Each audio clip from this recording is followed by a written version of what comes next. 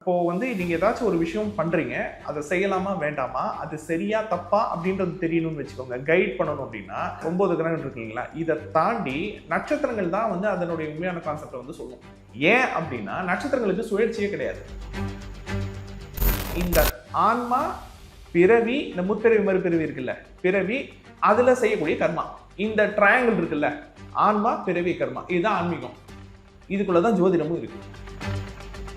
நான் செஞ்ச நல்லதுக்கும் கெட்டதுக்கும் நான் காரணம் இல்லைல்ல. நான் கெட்டவனா தான் இருக்கணும், நான் திருடனா தான் இருக்கணும், நான் புறம்போக்கா தான் இருக்கணும் அப்படின்னு சொல்லிட்டு அப்பவும் பிரம்மா தானே முடிவு பண்ணாரு. அப்ப கருவியை தண்டிக்கிறது நியாயமா, உருவாக்குனவங்களை தண்டிக்கிறது நியாயமா? இந்த காலத்துல நடக்க வேண்டியது நடந்தே தீரும்னு சொல்லிட்டீங்க, அதையாவது ஒழுங்கா கணிக்கிறீங்களா? அதுவும் இல்லை. இறக்கும் வரை திருமணமே செய்து கொள்ளாதவர்கள் இருக்கிறாங்க. அப்போ ஒவ்வொரு திசைக்குள்ளேயும் எத்தனை தடவை 7ஆம் அதிபதி புத்தி வந்திருக்கும்? ஏன் ஒரு திசையும் ஒரு புத்தி ஒரு அந்தரம் ஒரு சூட்சமும் கூட அவங்களுக்கு திருமணம் பண்ணி வைக்கல? நான் என்ன சொல்றேன், விதி மாறாதுன்னு ஒரு ஸ்டாண்டிங் வச்சிட்டீங்க. ஆமா, மாறாத விதிக்கு எதுக்கு பரிகாரம்? அப்போ முதல்ல இந்த கேள்வியே தவறுன்னு தான் சொல்றேன். ஒரு விஷயம் நடக்குமா, எப்ப நடக்கும்? இந்த 2 கேள்வியும் நீங்கள் குப்பையில் தூக்கி போடாத வரையில் நீங்கள் உருப்பட முடியாது. ஜோதிடரிடம் நீங்க ஏமாந்து கொண்டுதான் இருப்பீர்கள்.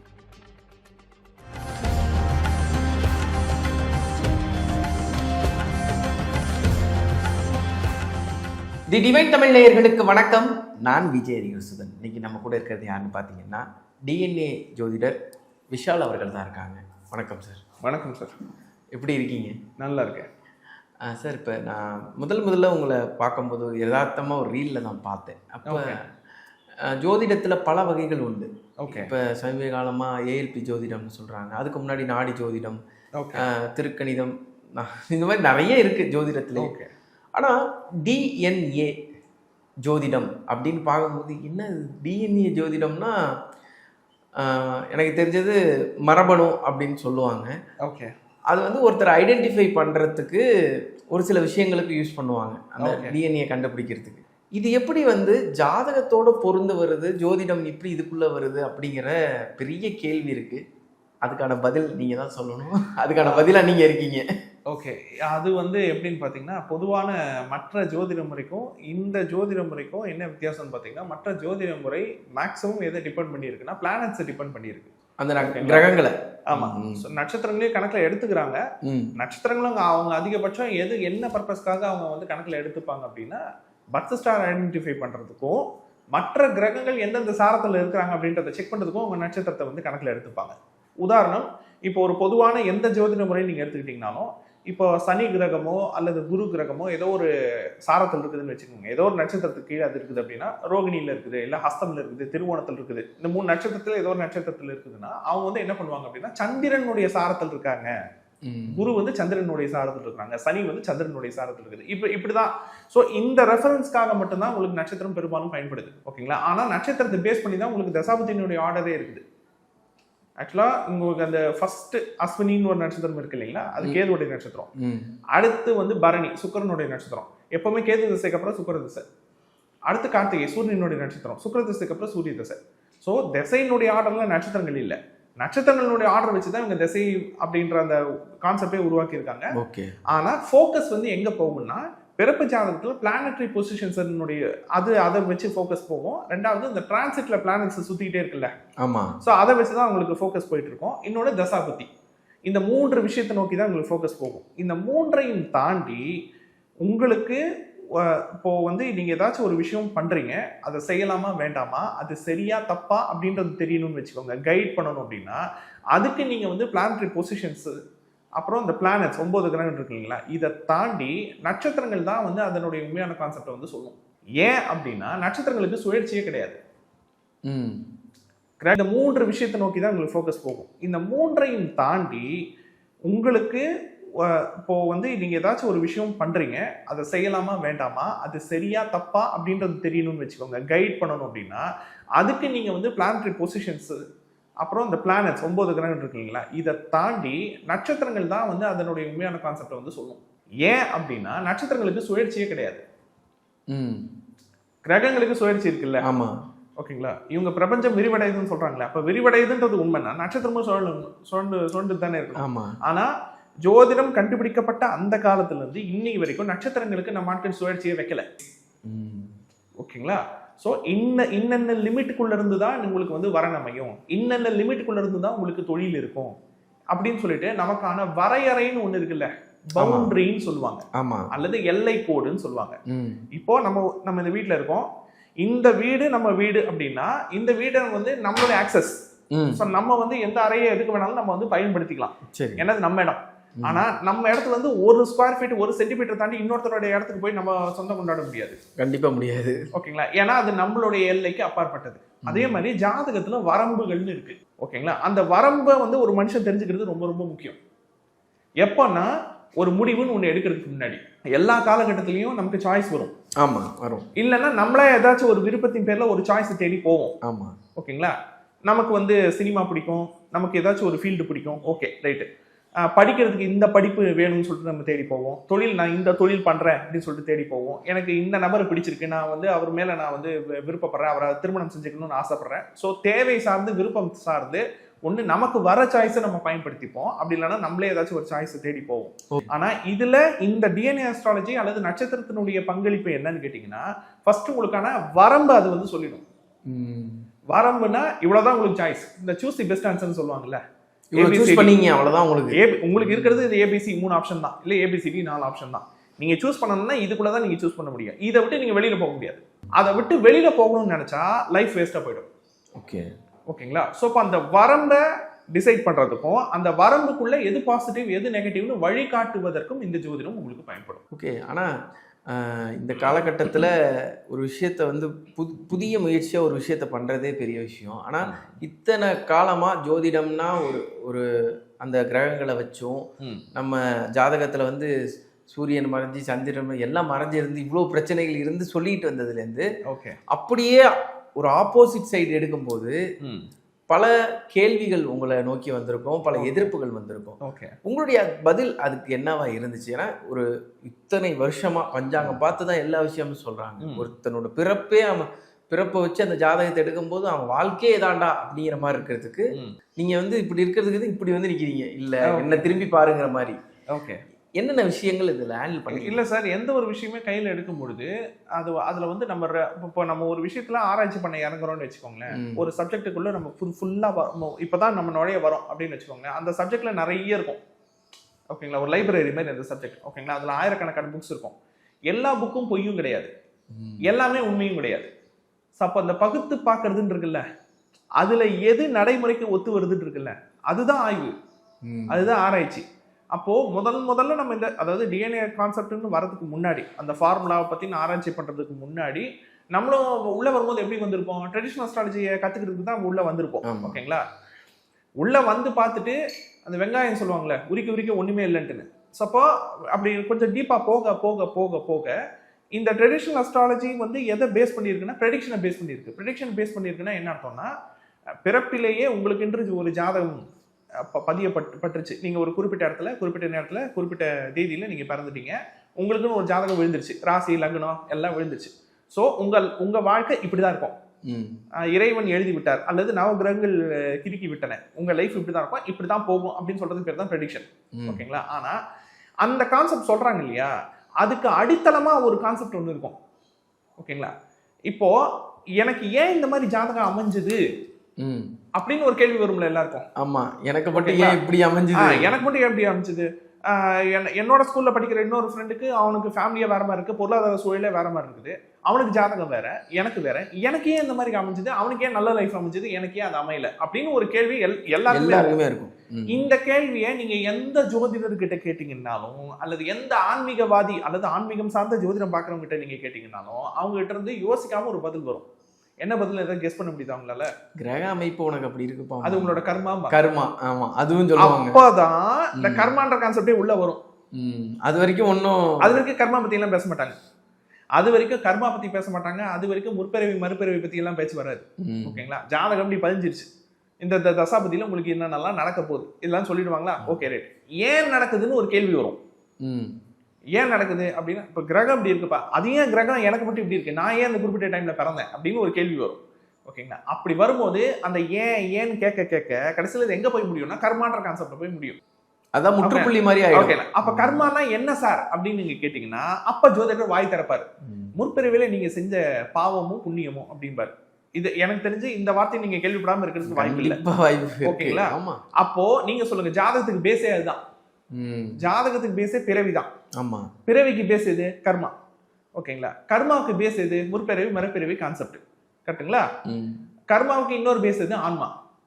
அப்போ கர்மான்றது உண்மை அப்படின்னா நீங்க பிறவி கான்செப்டை ஏத்துக்கிட்டாகணும். பிறவின்றது உண்மைன்னா ஆன்மான்ற கான்செப்டை நீங்க ஏத்துக்கிட்டாகணும். சோ இந்த ஆன்மா, பிறவி, இந்த முற்பிறவி மறுபிறவி இருக்குல்ல, பிறவி, அதுல செய்யக்கூடிய கர்மா. ஓகேங்களா? இந்த ட்ரையாங்கிள் இருக்குல்ல, ஆன்மா, பிறவி, கர்மா, இதுதான் ஆன்மீகம். இதுக்குள்ளதான் ஜோதிடமும் இருக்கு. அப்போ இதுல நான் வந்து ஃபர்ஸ்ட் ஆராய்ச்சிக்குள்ள இறங்கும் போது என்ன ஆகுது அப்படின்னா, ஒரு பக்கம் இவங்க என்னன்றாங்க, பிறப்பு ஜாதத்துல எல்லாம் எழுதப்பட்டு தீர்மானிக்கப்பட்டு விட்டது, அதை உங்களால் மாற்றவே முடியாதுன்னு ஒரு சாரார் சொல்லுவாங்க, சொல்லிட்டாங்க. அதுக்குள்ளேயே இன்னொரு சாரார் என்னம்பாங்க, வீரியத்தை குறைக்க முடியும், பரிகாரம் பண்ணலாம்பாங்க. அதுக்குள்ளேயே அவங்களுக்குள்ளேயே பஞ்சாயத்து போயிட்டு இருக்குது. இது ஒண்ணு. இதுக்கு என்னப்பா காரணம்னு கேட்டா, நீங்க முற்பிறவில பண்ண இந்த ஆன்மா பிறவி கான்செப்ட்லாம் வரும், நீங்க முற்பிறவில பண்ண நன்மை தீமை தான் காரணம்ன்றாங்க. அப்ப நமக்கு ஒரு டவுட் வரும். ஆக்சுவலா வரணும், காமன் சென்ஸ் உள்ள யாரா இருந்தாலும் ஒரு டவுட்னு ஒண்ணு வரும். என்ன டவுட் வரணும்னா, நீங்க இந்த பிறவில எனக்கு இப்படி ஒரு வாழ்க்கை அமைஞ்சதுக்கு என் ஜாதகம் காரணம், அதுக்கு நான் முற்பிறவில செஞ்ச நன்மை தீமை தான் காரணம்னு நீங்க சொல்லிட்டீங்க. அப்போ முற்பிறவில நான் ஏதோ ஒரு ஊர்ல ஏதோ ஒரு குடும்பத்துல மனுஷனாவோ மிருகமாவோ ஏதோ ஒண்ணு நான் பிறந்திருக்கேன். Okay, right. அப்போ இப்ப இருக்கிற மாதிரி எனக்கு அப்போ ஒரு ஜாதகம் இருந்திருக்கும்ல. கண்டிப்பா. ஓகேங்களா? சோ அப்போ நான் செஞ்ச நல்லதுக்கும் கெட்டதுக்கும் நான் காரணம் இல்லைல்ல. நான் கெட்டவனா தான் இருக்கணும், நான் திருடனா தான் இருக்கணும், நான் புறம்போக்கா தான் இருக்கணும் அப்படின்னு சொல்லிட்டு அப்பவும் பிரம்மா தானே முடிவு பண்ணாரு. ஆமா. அப்ப கருவியை தண்டிக்கிறது நியாயமா, உருவாக்குனவங்களை தண்டிக்கிறது நியாயமா? ப்ரோக்ராம் எழுதுனது அவங்க தானே. கண்டிப்பா. இவர் நல்லவரா கெட்டவரா இவர் இருக்க வேண்டும் ஆக அப்படி தலையெழுத்து எழுதிட்டாங்கப்பா. அப்ப அது பிரகாரம் தான் இவர் இயங்குறாரு. அப்புறம் ஏன் பாவம் புண்ணியம் இவருக்கு வரணும்? கண்டிப்பா. ஏன்னா சிட்டி தப்பு செஞ்சதுக்கு வசீகரனை தானே தண்டிக்கிறாங்க. அப்பதான் பிரம்மனை தான். அப்ப நீங்க பிரம்மாவை தானே தண்டிக்கணும், இல்ல நவகிரகத்தை தானே பிடிச்சி தூக்குல போடணும். ஆமா, நீங்க உங்களோட அசைவுல தானே இவங்க எல்லாம் இருக்காங்க. அப்ப பாவ புண்ணிய பலனே நீங்க வரக்கூடாது, அப்ப மறுபிறவியே வரக்கூடாது. ஓகேங்களா? அப்ப இதுல இருந்து ஒரு விஷயத்தை தெளிவா தெரிஞ்சுக்குங்க. அதாவது நாம செய்யக்கூடிய நல்லது கெட்டதுன்னு இருக்குல்ல, அதுக்கு கிரகம் காரணம் இல்ல, நாம தான் காரணம். ஓகேங்களா?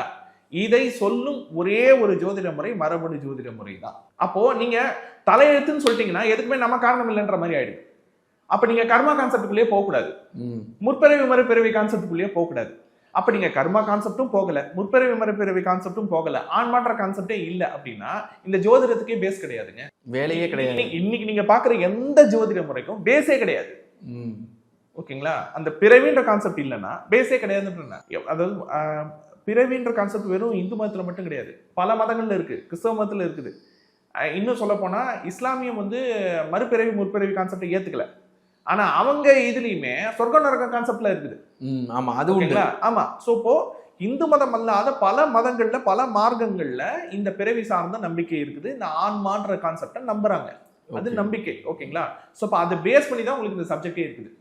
நீங்க இது இல்லைன்னு சொல்லிட்டீங்கன்னா இந்த சப்ஜெக்டே நீங்க அழிச்ச கணக்கு. ஓகேங்களா? சரி, இது ஒண்ணு, இது ஒரு முக்கியமான முரண்.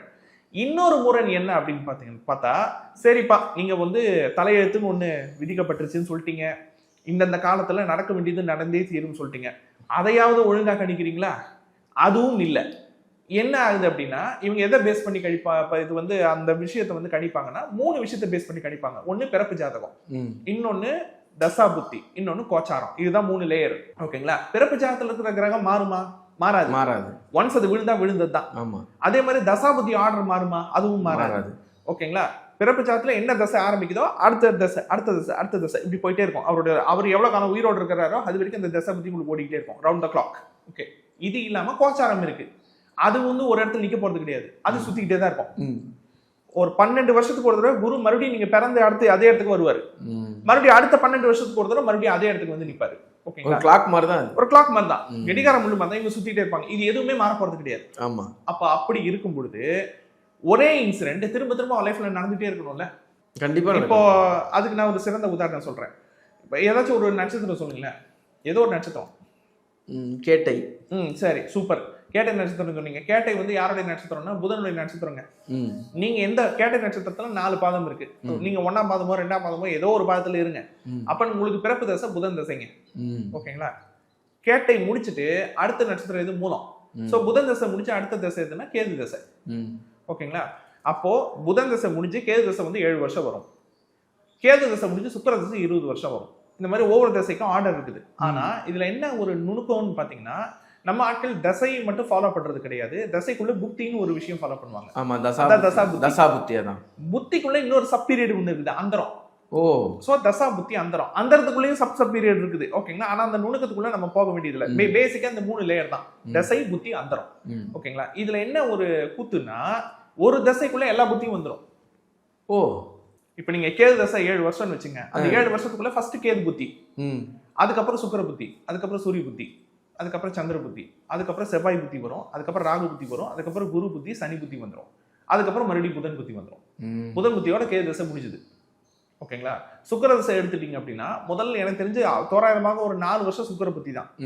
அதுக்கப்புறம் உங்களுக்கு வந்து சூரிய புத்தி வரும், அதுக்கப்புறம் மறுபடியும் சந்திர புத்தி வரும். இப்படி எந்த தசைன்னு எடுத்துக்கிட்டீங்கன்னாலும் அதுக்குள்ள மிச்சம் 9 கிரகத்துடைய புத்தியும் உங்களுக்கு வந்துடும். புத்தினா சப் பீரியட். ஓகேங்களா? அதே மாதிரி ஒரு புத்திக்குள்ள நீங்க போய் டிவைட் பண்ணீங்கன்னாலும் 9 கிரகத்தோட அந்தரம் வரும். ஒரு தசைக்குள்ள 9 கிரகத்தோட புத்தி வந்துருது, ஒரு புத்திக்குள்ள 9 கிரகத்தோட அந்தரம் வந்துருது. அப்ப 9 × 9 எத்தனை காம்பினேஷன் வருது? 81 காம்பினேஷன் வந்துருது ஒரு தசைக்குள்ள புத்திக்குள்ள. கரெக்ட்டுங்களா? தசா புத்தி அந்தரம் நீங்க எடுத்துக்கிட்டீங்கன்னா ஒவ்வொரு கிரகத்தினுடைய டைம் பீரியடும் கிட்டத்தட்ட 81 தடவை வந்துருது. ஒவ்வொரு கிரகத்தோட பீரியடும் 9 தடவை. ஆமா. அப்போ இதுல ராகு கேதுக்கு சொந்த வீடு கிடையாது. மிச்ச எல்லா கிரகத்துக்கும் வீடுகள் இருக்குல்ல. நமக்கு நம்ம கான்செப்ட்ல நம்ம ஜாதகத்திலேயே லக்னம்னு ஒரு கான்செப்ட் இருக்கு. அதான் 1ஆம் பாவம், அதுதான் நாமம். அதுல இருந்து 12 பாவம் கனெக்ட் பண்ணி வச்சிருப்பாங்க. 7ஆம் பாவம் கல்யாணம், 5ஆம் பாவம் குழந்தை பிறப்பு, 5ஆம் பாவம் வந்து காதல் வாழ்க்கை, 6ஆம் பாவம் வந்து உத்தியோகம் சர்வீஸ், 10ஆம் பாவம் தொழில் அப்படின்னு சொல்லிட்டு ஒவ்வொரு பாவத்துக்கும் ஒரு செக்ஷன் இருக்குது. நம்ம வாழ்க்கையினுடைய ஒவ்வொரு செக்ஷன் இருக்குது. இதுல இந்த தசை புத்திக்கு கீழே வரக்கூடிய அந்த பீரியட் இருக்கு பாருங்க, அதுல எந்தெந்த கிரகம்லாம் வருதோ அந்த கிரகம்லாம் ஒரு வீட்டுக்கு அதிபதியா இருப்பாங்க. ஆமா. ராகு கேதுவை தவிர மிச்ச எல்லா கிரகமும் 2 வீட்டுக்கு அதிபதியா வந்துருவாங்க. சூரியன் சந்திரனுக்கு ஒரு வீடு தான். இவ்வளவுதானே? ஆமா. ஒட்டுமொத்த ஜோதிடமும் இவ்வளவுதான். அப்போ ஒரு தசைக்குள்ளேயே ஒரு புத்திக்குள்ளேயே ஒரு மனுஷனுக்கு எல்லாமே நடந்துடணுமே. ஏன் நடக்கிறது இல்ல அப்படிங்கறதுதான் கேள்வி. இங்க எல்லாமே நடக்கணும்ல. ஆமா ஆமா. அதாவது அவன் ஆஸ்கர் அவார்டு வாங்குறதும் அந்த தசை புத்திக்குள்ள வாங்கிடணும், ஜெயிலுக்கு போறதும் அந்த தசை புத்திக்குள்ள போயிடணும், PhD வாங்குறதும் வாங்கிடணும், அடிமுட்டான்ற பேர்ல வாங்குறதும் வாங்கணும், கல்யாணமும் அந்த தசைக்குள்ள ஆயிடணும், டைவர்ஸும் அந்த தசைக்குள்ள ஆயிடணும், எல்லாமே வந்துடணும். ஓகேங்களா? ஏன்னா பாசிட்டிவ் நெகட்டிவ் எல்லா பீரியடும் வந்துச்சு. சோ தசை புத்தி பிரகாரம் தான் ஒருத்தருடைய வாழ்க்கை இயங்குது. கோச்சார பிரகாரம் தான் ஒருத்தருடைய வாழ்க்கை இயங்குதுன்னா எல்லா பிளானட்ஸும் சுத்திட்டு தான் இருக்குது. பிறப்பு ஜாதத்துல இருந்து அதே இடத்துல எந்த பிளானட்டும் இல்ல இருக்காது. ஓகே, அதே மாதிரி தசை புத்தி நவுந்துட்டு தான் இருக்குது. அப்போ ரவுண்ட் த கிளாக் எல்லாமே ஒரு மனுஷன் தொட்டுட்டு போகணும்ல, பாசிட்டிவ் நெகட்டிவ் எல்லாமே தொட்டுட்டு போகணும். ஆனா எல்லாரோட லைஃப் அந்த மாதிரி இருக்கா? கஷ்டம்னா ஒரே தெரியா கஷ்டம் வந்துருது, சந்தோஷம்னா சந்தோஷம் இருக்குது. ஓகே, சில பேர் இந்த லைஃப் பாருங்க பணக்கார லைஃபாவே இருக்கும். ஓகேங்களா? பரம்பரை பணக்காரங்களாவே இருப்பாங்க. சில பேர் வந்து கடைசி வரைக்கும் மிடில் கிளாஸா வாழ்ந்துட்டு இறந்து போறவங்களா இருக்கிறாங்க. கல்யாணமே ஆகாம இருக்காங்கல்ல, இறக்கும் வரை திருமணமே செய்து கொள்ளாதவர்கள் இருக்கிறாங்க. அப்போ ஒவ்வொரு தசைக்குள்ளேயும் எத்தனை தடவை 7ஆம் அதிபதி புத்தி வந்திருக்கும்? ஒரு வாட்டியாச்சும் ஒர்க் அவுட் ஆயிருக்கணும்ல. ஒவ்வொரு புத்திக்குள்ளேயும் எத்தனை தடவை 7ஆம் அதிபதி அந்தரம் வந்திருக்கும்? ஆமா. ஏன் ஒரு தசையும் ஒரு புத்தி ஒரு அந்தரம் ஒரு சூட்சமும் கூட அவங்களுக்கு திருமணம் பண்ணி வைக்கல? சரி, அதெல்லாம் இருக்கட்டும். குரு பார்க்க கோடி நன்மைன்னு ஒரு வார்த்தை நீங்க கேள்விப்பட்டிருக்கீங்க. முக்காவாசி ஜோதிடர்களுடைய பழக்கம் ஓடுறதே குரு வச்சுதான். பாசிட்டிவா ஏதாச்சும் சொல்லணும்னா. ஓகேங்களா? இன்ஃபேக்ட் இன்னும் சொல்ல போனா திருமணம் வரணும் அப்படின்னா, திருமண காலம் வரணும்னா முதல்ல குரு பலன் வந்துருச்சான்னு தான் கேட்பாங்க. ஓகேங்களா? குருவினுடைய டிரான்சிட் வந்து 12 வருஷங்க. தோராயிரமா ஒரு வருஷம் ஒரு வீட்டுல. ஓகேங்களா? குருவுக்கு மொத்தம் 3 பார்வைங்க. அதாவது தான் இருக்கிற இடத்துல இருந்து 3ஆம் வீடு, 5ஆம் வீடு, 7ஆம் வீடு, 9ஆம் வீடு, இந்த 3 வீட்டை பார்க்கும் குரு. தான் இருக்கிற இடத்துல இருந்து 5, 7, 9 இந்த 3 வீட்டை குரு பார்வையிடும். ஓகேங்களா? அதான் குரு பார்வை. ஓகே. அப்போ 12 வீட்டுக்கு டிரான்சிட் ஆகுது இல்ல? ஆமா. ஒரு வீட்டுக்கு ஒரு வீட்டுல இருந்துட்டு 3 வீட்டை பாக்குது. ஆமா. 12 வீட்டுக்கும் வருது இல்ல? ஆமா. 12 × 3 எத்தனை பார்வை பார்க்கும் ஒரு 12 வருஷத்துக்குள்ள குரு? 36 பார்வை. 36 வாட்டி. ஓகே பாப்பாரு. ஒரு நபருக்கு ஒரு 24 வயசு ஆரம்பிக்குது. அப்போ குரு ஏதோ ஒரு இடத்துல இருக்குதுன்னு வச்சுப்போம். அந்த 26 வயசுல இருந்து 4 வயசுல இருந்து 36 வயசுக்குள்ள 12 வருஷம் குரு ஒரு ரவுண்ட் அடிச்சிருவாரு. அவர் எங்க இருந்தாலும் ஒரு ரவுண்ட் அடிச்சிருவாரு.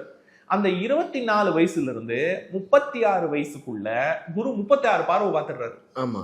அப்புறம் ஏன் திருமணம் நடக்கல? பல பேர் பிரம்மச்சாரியா இருக்காங்க. பிரம்மச்சாரியா இருக்காங்க. ஏன் நிறைய பேருக்கு வேலை கிடைக்கல? ஏன் ஒருவேளை சொத்துக்கு லாட்டரி அடிச்சிட்டு இருக்காங்க? ஏன் பல பேர் பணக்காரன் ஆகல? ஏன் பல பேருக்கு குழந்தை இல்ல?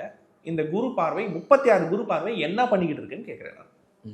அவ்வளவுதான். இப்ப இந்த கேள்வி நீங்க கேட்டீங்கன்னு வச்சுக்கோங்களேன், அதுதான் சிம்பிளா ஒரு பதில் வரும். என்ன பதில்? அது அவங்களுடைய பிறப்பு ஜாதகத்தை பொறுத்து மாறுபடும் சார் அப்படின்னு ஒரு பதில் வரும். அதான் பொது பலனுக்கே அப்படிதானே சொல்லுவாங்க. இது பொது பலன், இது வந்து பிறப்பு ஜாதகம். அப்போ இங்க நமக்கு ஒரு விஷயம் புரியுது. என்ன புரியுது? கோச்சார கிரகமோ தசா புத்தியோ ஒரு தனி மனிதனுடைய வாழ்வில் என்ன நடக்கணும் நடக்க கூடாதுன்றத முடிவு பண்ணல. அப்போ என்ன நடக்கணும் நடக்க கூடாதுன்றத முடிவு பண்றது எது? பிறப்பு ஜாதகம் தான். பிறப்பு ஜாதகம் ஒரு விஷயம் இவனுக்கு கிடையாதுன்னு சொல்லிடுச்சுன்னா அதை தசா புத்தியால கொடுக்க முடியாது, கோச்சாரத்தால கொடுக்க முடியாது. கரெக்டா? ஆமா.